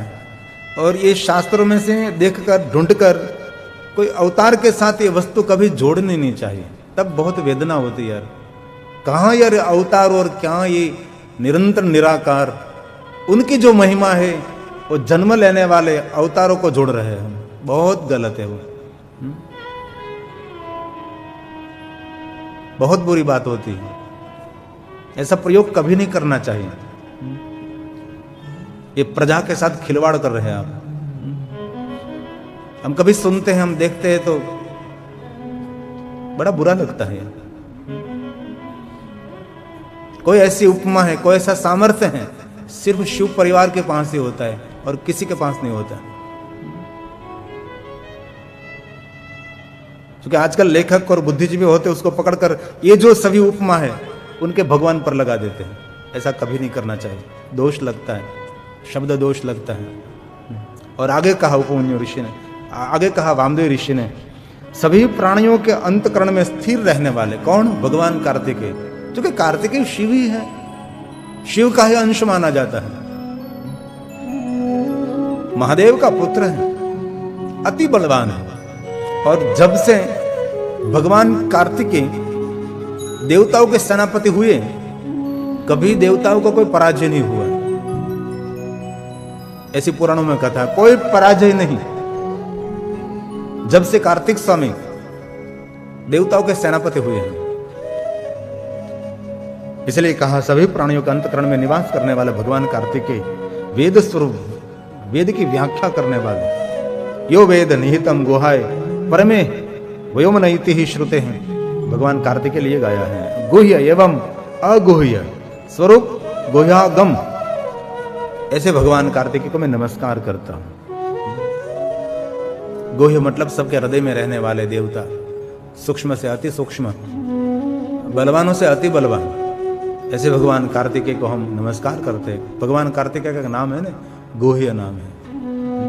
भगवान कार्तिकेय की बहुत सारे नामावली भी है और विशेष प्रकार से भगवान कार्तिकेय की स्तुति, प्रार्थना, पूजा कर सकते। विशेष प्रकार से उसका स्वतंत्र मंदिर भी हो सकता है, लेकिन यहाँ गुजरात और मध्य प्रदेश और राजस्थान, उत्तर भारत में कहीं परंपरा नहीं है। लेकिन साउथ जहाँ जहाँ रहते हैं, दक्षिण भारतवासी जहाँ रहते हैं, देश में विदेश में, वहाँ हमने स्वतंत्र मुर्गड़ मंदिर देखा है। और हमारे गुजरात में तो कोई ऐसे कोई नहीं है। भगवान कार्तिकेय उनके लिए गाया है ये ऋषि के द्वारा, वामदेव ऋषि के द्वारा। और वामदेव ऋषि भी कम नहीं है, कोई बहुत श्रेष्ठ माने जाते हैं। इसलिए तो पंचाक्षर के आगे हम वामदेव ऋषि को याद करते हैं ना। वामदेव ऋषि अनुष्टुप संसदाशय देवता धर्म अर्थ का मोक्ष लाभार्थ जपे विनियोग ओम नमः शिवाय, ये ऋषि है पंचाक्षर मंत्र का। भगवान बोले नमो नमो गुहाय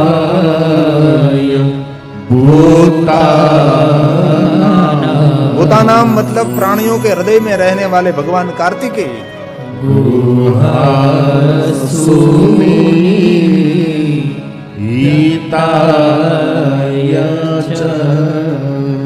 गुहासु निहिताय च, कितनी सुंदर बात है। और गुह्याय गुह्य रूपाय गुह्या कर्म विदे नमः। हे भगवान कार्तिकेय, हम आपको नमस्कार करते हैं। आपको कोई नहीं समझ पाता, सिर्फ हम शब्दों के आधार से आपकी स्तुति का गायन करते हैं। हम आपको प्रणाम करते, नमस्कार करते हैं। ये भगवान कार्तिकेय का सामर्थ्य माना जाता है, जो सूक्ष्म से भी सूक्ष्म, महान से भी महतम और श्रेष्ठ से भी सर्वश्रेष्ठ और परमात्म स्वरूप, स्वयं ईश्वर स्वरूप, ऐसे सर्वज्ञ, सर्वत्र परावरयज्ञ आपको हम नमस्कार करते हैं। भगवान कार्तिकेय सूक्ष्म भी सूक्ष्म आप हैं। हाँ, शिव को भी शिव तत्व प्रदान करने वाले भगवान कार्तिकेय को मैं प्रणाम करता हूं। शिव को अति प्रिय भगवान कार्तिकेय को मैं प्रणाम करता हूं। शिव और शिवा का आनंद निधि भगवान कार्तिकेय को प्रणाम करता हूं। मैं आपको नमस्कार करता हूं। शिव और शिवा, शंकर और पार्वती का उसका आनंद निधि, उसका आनंद का स्थान भगवान कार्तिकेय है। ऐसे भगवान कार्तिकेय शिव जी के पुत्र भी हैं, भगवान शिव के शिष्य भी हैं। और शिव जितना सामर्थ्य है, शिव को भी शिव तत्व का प्रदान करने वाले भगवान कार्तिकेय, हम आपको नमस्कार करते हैं। शिव और पार्वती का आनंद निधि आप हैं। ऐसे भगवान कार्तिकेय, जो आपको कोई नमस्कार करता है, आपको कोई प्रणाम करते हुए मनुष्य सभी पाप समूह से मुक्त हो सकता है। ये बात शिव महापुराण की, ये पूर्ण संपूर्ण स्तोत्र स्तुति शिव महापुराण आधारित है। और वामदेव ऋषि ने गाया है, बहुत महिमा स्तुति की है। बोलने की भी महिमा है और सुनने की भी महिमा है, लेकिन कम सुनने मिलती है ना।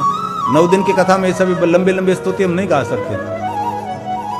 1-2 श्लोक गाकर आगे निकल जाते हैं, क्योंकि 9 दिन में बहुत कुछ कहना, बहुत कुछ भगवान की कथा और लोक भोग्य कथा कहनी, इसलिए बहुत कुछ छोड़ना पड़ता है और लौकिक बात बहुत सारी करनी भी पड़ती है। ये सिर्फ भगवान कार्तिकेय की स्तुति है। शिव शिष्याय पुत्राय, पुत्र भी और शिष्य भी है। शिवस्य शिव दायिने, शिव प्रियाय शिवये आनंद निधये नमः। शिव और शिवा के आनंद निधि भगवान कार्तिकेय, मैं आपको प्रणाम करता हूँ। बहुत कम लोग ये स्तुति का गायन करते हैं, और शिव महापुराण में ये अंतिम श्लोक में स्तुति में आएगा कि जो कोई स्तुति का गायन करेगा उसके सामर्थ्य का कोई नाप नहीं सकता, इतना सामर्थ्य नित्य स्तुति करने से। और मैं आदर के साथ कहता हूँ, जितने स्तोत्र शंकर भगवान के स्तोत्र और जितनी स्तुति हैं, इतने स्तोत्र और इतनी स्तुति लगभग कहीं हमने अन्य देवताओं के बारे में कभी नहीं सुना है। इतनी स्तुति भगवान महादेव की स्तुति है। सभी देवताओं ने, सभी ऋषि मुनियों ने महादेव की स्तुति का गायन किया है। इतने भगवान शंकर जी के स्तोत्र हैं। और दूसरी बात, जितने महादेव जी के बारे में व्रत माने जाते हैं, ऐसे व्रत कोई देवताओं के बारे में नहीं है। ठीक है, कोई ने बने बनाया, कलयुग में किसी ने, बुद्धिशाली व्यक्ति ने लिखकर कोई जोड़ तोड़ करके, मोड़ तोड़ करके बना दिया वस्तु भला के, बाकी मूल व्रत सब शिव जी के संबंधी व्रत रहता है। अब कहते हैं वामदेव ऋषि, हे गंगा पुत्र, भगवान कार्तिकेय गंगा का पुत्र है। जब कार्तिकेय का गर्भ था तब ये गंगा में पूरा गर्भ बहा दिया था, इसलिए गंगा पुत्र भी उनको कहे जाते हैं। हे गंगा पुत्र कार्तिकेय, प्रणाम करता हूं मैं। और उमा पुत्र भगवान कार्तिकेय, निरंतर आपको मैं प्रणाम करता हूं। गंगा पुत्र आपको नमस्कार है। परम बुद्धिमान आप कार्तिकेय को मैं नमस्कार करता हूं। महान उमा पुत्र एवं शरपत के वन में पड़े रहने वाले आपको मैं नमस्कार करता हूं। भगवान कार्तिकेय को प्रणाम है। ये उमा के भी पुत्र हैं और भगवान कार्तिकेय गंगा के भी पुत्र हैं। ऐसी बहुत सारी सुंदर सुंदर कथाएं विस्तृत है, लेकिन यह स्तुति है, इसलिए संपूर्ण भगवान कार्तिकेय की स्तुति का हम गायन कर रहे हैं। महिमा तो अलौकिक है। गांगेयाय नमस्तुभ्यं। नमस्कार करते हैं गंगा पुत्र कार्तिकेय। कार्तिकेयाय धीमते। धीमते मतलब बुद्धिमानों में श्रेष्ठ भगवान कार्तिकेय है। कार्तिकेय 6 प्रकार के अर्थों का प्रतिपादन करने वाले और षड्भ और आदि और अतीत रूप वाले, षणमुख वाले भगवान कार्तिकेय को नमस्कार करते हैं। 6 विद्या, सामर्थ्य, ऐश्वर्य, 6 मुख, ऐसे भगवान कार्तिकेय का सामर्थ्य और भगवान कार्तिकेय का रूप का वर्णन शिव महापुराण में है। जो विद्या से भी विद्या श्रेष्ठ ये भगवान कार्तिकेय के पास है। इसलिए विशेष प्रकार से बहुत सारे कार्तिक भगवान के भी व्रत माने जाते हैं, लेकिन कार्तिक के व्रत करने वाले, भगवान कार्तिक स्वामी के व्रत करने वाले यहाँ बहुत कम लोग हैं। विशेष करके कोई कोई प्रांतों में बहुत सारे भगवान कार्तिकेय की विशेष पूजा, विशेष उनकी उपासना होती है। और कार्तिक मास में पूरा मास जितने भगवान कार्तिकेय के मंदिर हैं वहाँ भक्तों निरंतर रहते हैं। जैसे पवित्र श्रावण मास में शिव पूजा की महिमा मानी जाती है, वैसे ही कार्तिक मास में भगवान कार्तिकेय की उपासना श्रेष्ठ माने जाते हैं। बालक से लेकर, युवा से लेकर वृद्ध तक कोई भी नारी पुरुष भगवान कार्तिकेय की बहुत सारी पूजा अर्चना व्रत कर सकते हैं। ये वामदेव ऋषि ने कहा है। षडाक्षर ओम नमः शिवाय, 6 अक्षरों वाला भगवान कार्तिकेय की उपमा दी गई है। षडाक्षर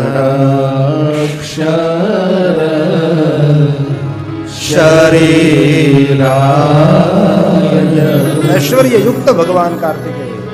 शरण विद्यार्थ विधायिने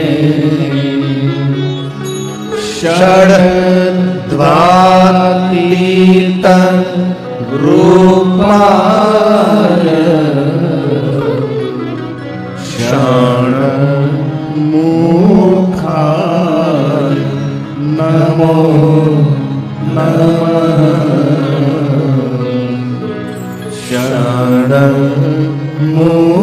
षण्मुखाय नमो नमः। और कहा बड़े बड़े 12 नेत्रों वाले भगवान कार्तिकेय। ये तो सत्य है ना, 12 भुजा वाले भगवान कार्तिकेय। क्योंकि भगवान कार्तिकेय के पास 6 मुख हैं और एक मुख में 2-2 नेत्र हैं, तो 12 नेत्र हो गए। भगवान कार्तिकेय के पास 3 नेत्र नहीं है, लेकिन काल भैरव, वीरभद्र और बहुत सारे शंकर जी के रुद्र, इस सब के पास 3 नेत्र हैं। चंद्र भी है, लेकिन रुद्रों के पास गंगा नहीं है। जो काल भैरव, वीरभद्र, बटुक भैरव, ये सभी भैरवों के पास गंगा सिर्फ शिव के जटा में रहती है। यहां कहा बड़े बड़े 12 नेत्रों वाले और 12 भुजा वाले, 12 आयुध को धारण करने वाले, 12 आयुध शस्त्र धारण करने वाले भगवान कार्तिकेय एवं 12 स्वरूप भगवान कार्तिकेय। हम नमस्कार करते हैं आपको। भगवान कार्तिकेय के पास ये 6 प्रकार की शक्ति, षडानंद और षडक्षर, सब कुछ भगवान कार्तिकेय के पास है। और ये सभी शब्द प्रसाद ये वामदेव ऋषि का है, जो भगवान कार्तिकेय के लिए कहा है। द्वादशायत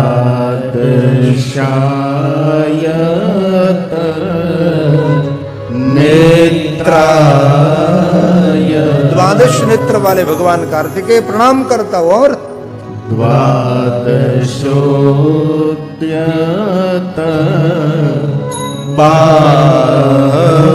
बाहवे हाथ और 12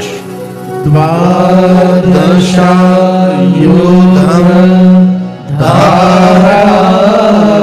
12 अस्त्र रखते हैं। और 12 मन नमोस्तुते। भगवान कार्तिकेय मैं आपको प्रणाम करता हूं। चतुर्भुज, शांत, शक्ति, कुक्कुट धारण करने वाले, ऐसे शस्त्रों का नाम होगा।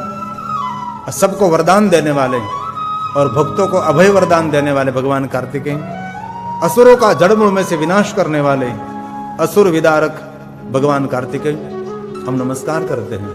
और पुनः पुनः कहता हूं, कभी भी भगवान महादेव के आप दर्शन करते हैं, अचूक भगवान कार्तिकेय को याद करें आप। कई लोग होते शिवालय में कभी कार्तिकेय को याद नहीं करते। भगवान कार्तिकेय मुरगढ़ विशेष प्रकार से उनको याद करना चाहिए। और ब्रह्मा जी ने नारद जी को कहा कि नारद, जो कोई महादेव के सन्मुख भगवान कार्तिकेय को याद करते हैं तो उनको कोई भी क्षेत्र में विजय प्राप्त होता है। जो स्वयं महादेव ने कार्तिकेय को वरदान दिया है कि कार्तिकेय आपको मेरे सामने को याद करेंगे तो मेरी प्रसन्नता रहेगी, मैं उन पर प्रसन्न रहूंगा। और सुनो कार्तिकेय, मेरे समक्ष आपको को याद करेंगे, कोई भी क्षेत्र में उसको विजय में प्रदान करूंगा। विजय देने वाला देव भगवान कार्तिकेय है। और मैं आदर के साथ कह सकता हूं, जब से कार्तिकेय देवताओं के सेनापति हुए तब से इंद्र का कभी पराजय नहीं हुआ। बाकी तो बार बार इंद्र पराजित हो जाता है।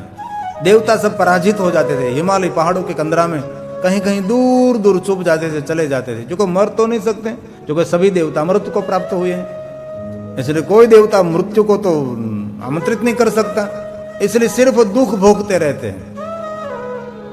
ये असुरों का त्रास, स्वर्ग रहित जीवन, इंद्र सब कोई निरंतर भटकते रहते हैं और बड़ी बड़ी गुफाओं में निवास करने लगते हैं।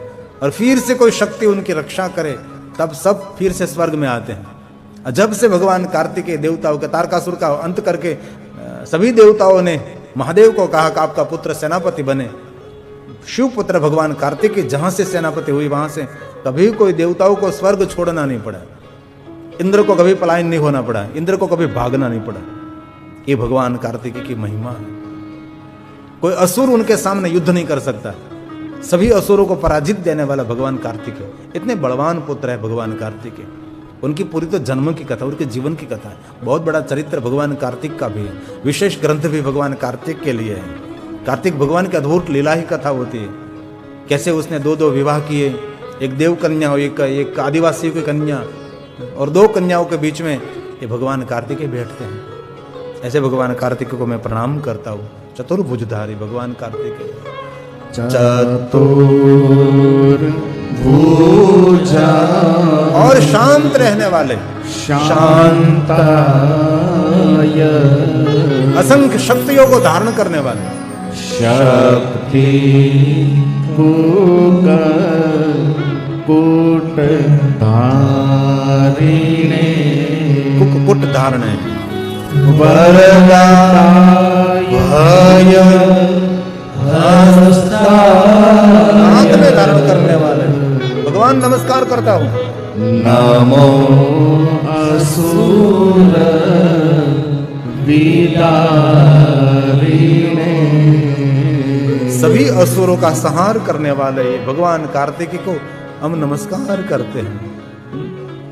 ये पूरा स्तोत्र है। जितने महादेव के गुण माने जाते हैं ये सभी गुण भगवान कार्तिकी में।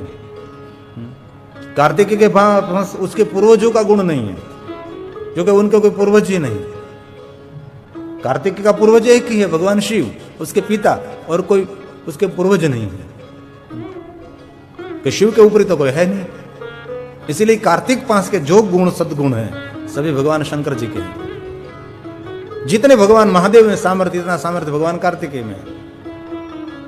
हम कहते हैं ना पूर्वजों का कोई पुण्य लेकर आया, उसका कोई पूर्वज नहीं, पूर्वजन नहीं, कोई पूर्व आत्मा नहीं, क्योंकि खुद परमात्मा के संतान है ये भगवान कार्तिकेय है। और अकारण करुणा करने वाले देव कार्तिक को माना जाता है, जैसे शिव को मानते हैं। जैसे भगवान महादेव की स्तुति करते, ऐसे ही भगवान कार्तिकेय की स्तुति इतने सोना चांदी हीरे मोती से सजा जाता है। हे करुणाकर, हे करुणेश्वर, ये भगवान महादेव के लिए है।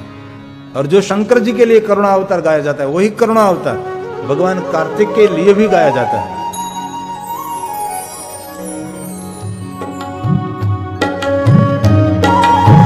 हम प्रणाम करते, जिनकी गाथा ब्रह्मादि देवता भी नहीं गा सकते, ऋषि एवं किन्नर भी जिनकी गाथा नहीं गा सकते, जिनका गुणगान नहीं गा सकते, ऐसे असीम गुणवान, जिनका कोई सीमा नहीं है गुणवान, और जिनकी कीर्ति पवित्र चरित्र वाले महात्माओं से गान की जाती है, और जिनका पद पंकज देवताओं के मस्तक पर स्थित किरीट भूषण एवं माला से पूजित, ऐसे भगवान कार्तिकेय मैं आपको नमस्कार करता हूँ। जिनके चरण की सेवा देवता भी करते हैं, शंकर जी के पुत्र हैं, लेकिन जिनके चरण कमलों की सेवा सब देवता भी करते हैं। और सभी देव ऋषि भगवान कार्तिकेय के गुणगान करते रहते। इतने सामर्थ्यवान देव ये भगवान कार्तिकेय हैं। ब्रह्मा स्वयं उनकी महिमा गाने में असमर्थ हैं। ऐसे शक्ति से भरे हुए, ऐसे सामर्थ्य से भरे हुए संपूर्ण ऐश्वर्य युक्त भगवान कार्तिकेय हैं। लेकिन कोई प्रचार प्रसार नहीं हुआ, इसलिए कहीं कार्तिक भगवान के मंदिर, विशेष प्रकार की पूजा, उनके व्रतों का कोई प्रचार प्रसार नहीं हुआ। इसलिए कहीं कम भगवान कार्तिकेय मंदिर स्थान बहुत बहुत कम मानो। लेकिन जरूर बार बार कहता हूं, पूरा दक्षिण भारत कार्तिक समय से मंदिरों से भरा हुआ है। यहां जैसे गुजरात में सभी पहाड़ों पर देवी बैठती है, वहां सभी पहाड़ों पर कार्तिकेय बैठते हैं। ज्यादातर पहाड़ पर बापो कार्तिकेय बैठो, लोग पूजने वाले भी बहुत हैं। ये वामदेव ऋषि ने गाया है, पूरी कार्तिकेय स्तुति है और महिमा बहुत है स्तुति की। हम भी लगभग 2-3-4 बार गाए, बार बार तो हम भी ये पूरी स्तुति का गायन नहीं करते हैं। ब्रह्मादि देव मुनि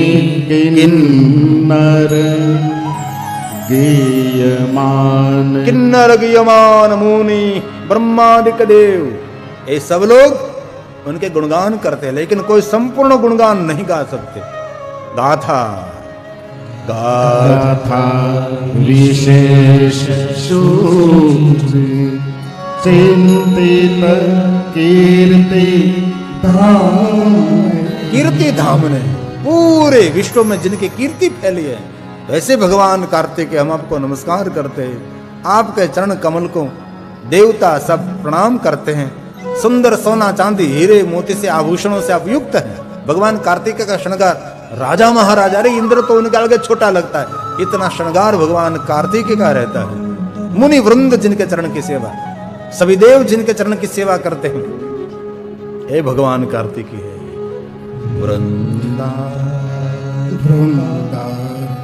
कमल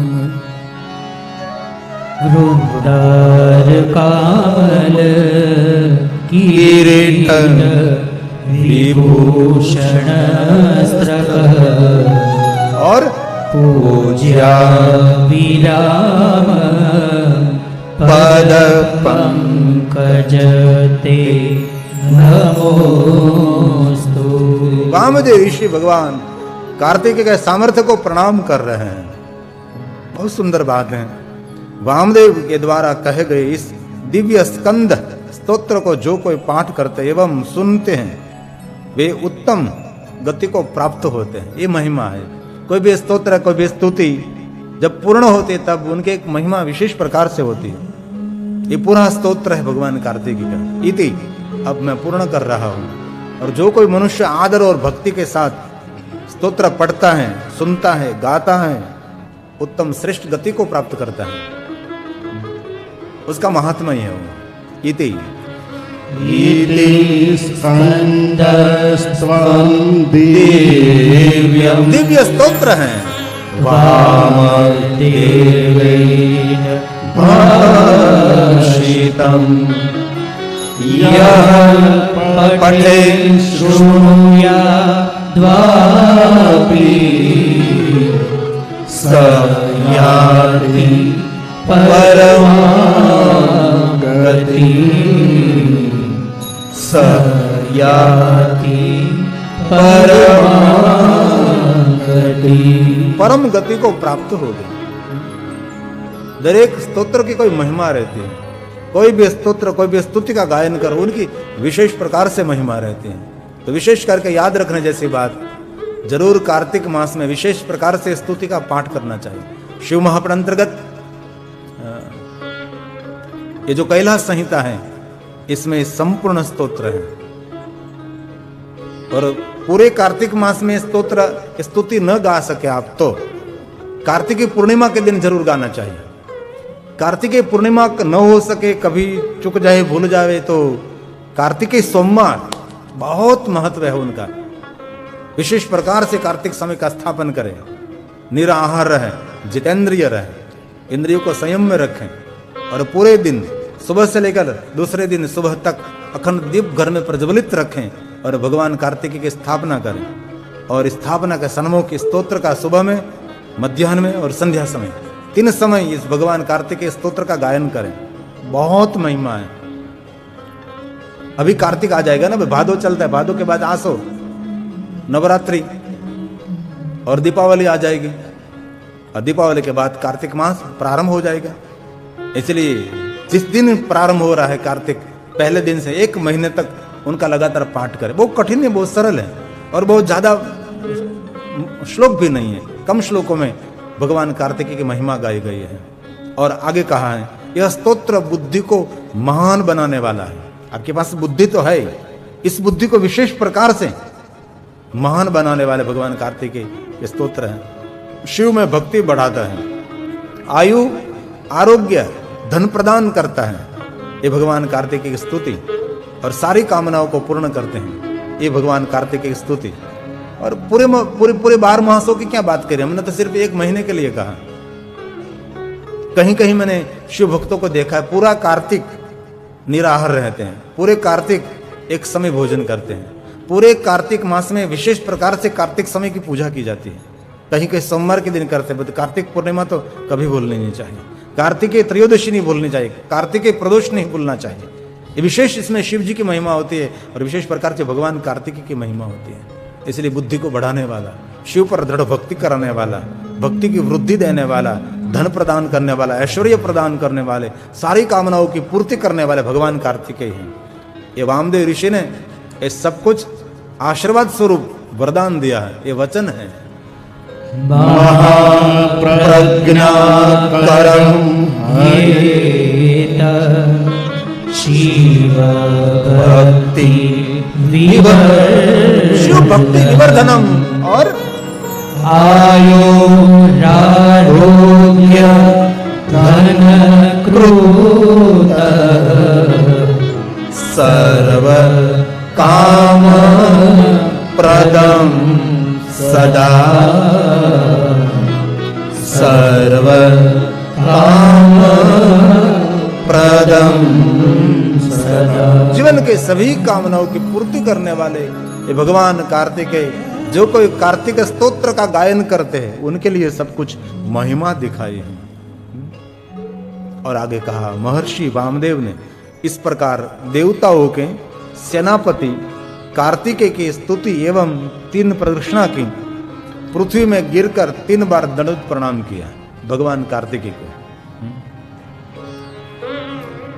कहीं भी अवसर मिले भगवान कार्तिकेय के दर्शन की, विशेष प्रकार से कहीं भगवान कार्तिकेय का स्थान हो, भगवान कार्तिक स्वामी का मंदिर हो, तो वहां कभी भी जाओ तब 3 परिक्रमा करें, भगवान कार्तिकेय की स्तुति का गायन करें, और विशेष करके पुरुष शरीर जिनको मिला है वो दंडवत प्रणाम करें। नारी शरीर के लिए दंडवत प्रणाम की कोई महिमा नहीं है, क्योंकि नारी सनातनी परंपरा में श्रेष्ठ शक्ति माने जाते हैं। इसलिए नारी शरीर किसी को दंडवत प्रणाम नहीं करना है, देव को, महादेव को, गुरुजनों को, कोई भी किसी को नहीं। दंडवत मतलब दंडा जैसे गिरे वैसे धरती पर गिरना, और को कहते हैं दंडवत प्रणाम, दंडा की तरह। लेकिन ये सब पुरुषों के लिए दंडवत प्रणाम है। नारी साष्टांग करे, नारी प्रणाम करे, नारी पगे लागे, वंदन करे। इसलिए कहीं भी दिवाली में, मंदिरों में, गुरुजनों को, शंकर भगवान को कभी नारी शरीर के लिए दंडवत प्रणाम की कोई व्याख्या नहीं है, अधिकार नहीं है, ऐसा नहीं है। ये हमारे सनातन धर्म की महिमा है। नारी दंड मुक्त माने जाती है, नारी को कोई दंड नहीं दे सकता, इसलिए दंडवत प्रणाम नहीं उसको। लेकिन पुरुषों के लिए दंडवत प्रणाम की बहुत महिमा है, इसलिए 3 बार दंडवत प्रणाम किया वामदेव ऋषि ने, और बुरी बुरी बार बार सुंदर सुंदर भगवान कार्तिक की स्तुति का गायन किया और परिक्रमा की। ये स्तुति का अंतिम श्लोक वामदेव ऋषि ने गाया है। इति स्तुत्वा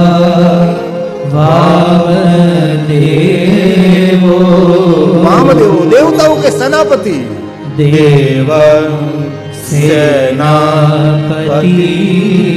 प्रभु प्रदक्षिणा त्रयं कृत्वा, 3 परिक्रमा की और प्रणम्य भूमि दंडवतः, प्रणम्य भूमि दंडवतः, प्रणम्य भूमि दंडवतः, भूमि पर गिर कर प्रणाम किया। तो कैसे को दंडवत प्रणाम किया। हमारे स्वामी संप्रदाय में दंडवत प्रणाम की बहुत महिमा होती है। सभी स्वामी दंडवत प्रणाम भगवान को अचूक करते हैं, और शिवालय में बहुत कम दिखना मिलता है। इसलिए कम से कम 11 दंडवत प्रणाम करना चाहिए महादेव जी को। ये न हो सके तो 5 तो जरूर दंडवत प्रणाम करें, 3 तो करना ही चाहिए, 2 दंडवत तो अचूक, 1 तो दंडवत करना ही चाहिए। खड़े खड़े प्रणाम करने से भागना देवताओं का अनादर माना जाता है। इसलिए बार बार पुनः पुनः प्रणाम करें, साष्टांग करें, दंडवत प्रणाम करें देवताओं के सामने। तदंतर पुनः साष्टांग प्रदक्षिणा तथा नमस्कार करके वे बड़े विनय से स्कंद को समीप स्थित हो गए। पहले स्तुति का गायन किया, प्रणाम, परिक्रमा, जयकार, साष्टांग प्रदक्षिणा की, नमस्कार किया, और बहुत विनय के साथ विनम्र होकर भगवान कार्तिकेय के सन्मुख ये वामदेव ऋषि अब आसन लगाकर बैठ गए हैं। अब कथा शुरू होगी। भगवान कार्तिकेय कहेंगे और वामदेव ऋषि सुनेंगे। साष्टांग कर दिया है। साष्टांग च पुनः कृत्वा, फिर से परिक्रमा, प्रदक्षिण नमस्कृतम् अभवत् पार्श्वतस्तस्य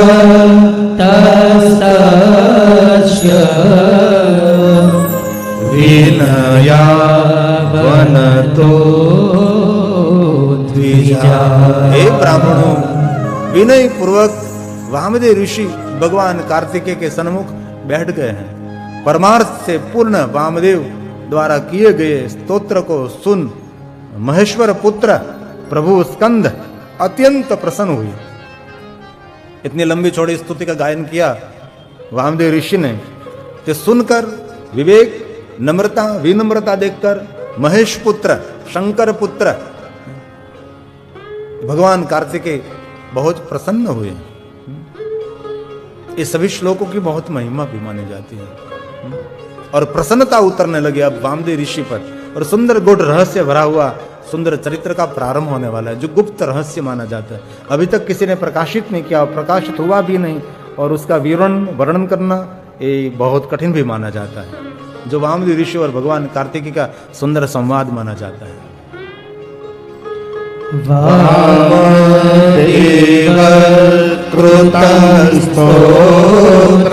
एक एक शब्द भगवान कार्तिकेय का प्रसाद है, एक एक शब्द मानव को कष्ट में से दूर करने वाले, परमार्थ करने वाले, ये भगवान शंकर जी और भगवान कार्तिकेय, ये वामदेव ऋषि की अद्भुत महिमा है। परमार्थ विचूरितं श्रुत्वा भगवत् प्रसन्नो, भगवान कार्तिकेय प्रसन्न हुए और महेश्वर सुतः प्रभु, महेश्वर सुतः प्रभु। कितनी सुंदर बात है। स्कंद जी ने कहा, हे वामदेव, कौन बोले? भगवान कार्तिकेय।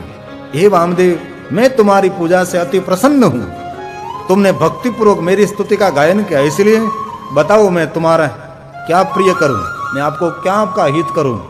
भगवान कार्तिकेय स्वयं बोलते हैं, क्योंकि इतनी पूजा की, परिक्रमा की, प्रदक्षिणा की, नमस्कार किया, साष्टांग किया, दंड प्रणाम किया, बार बार परिक्रमा करके बहुत बुरे बुरे, बहुत सुंदर सुंदर भगवान कार्तिकेय की प्रशंसा की, स्तुति का गायन किया।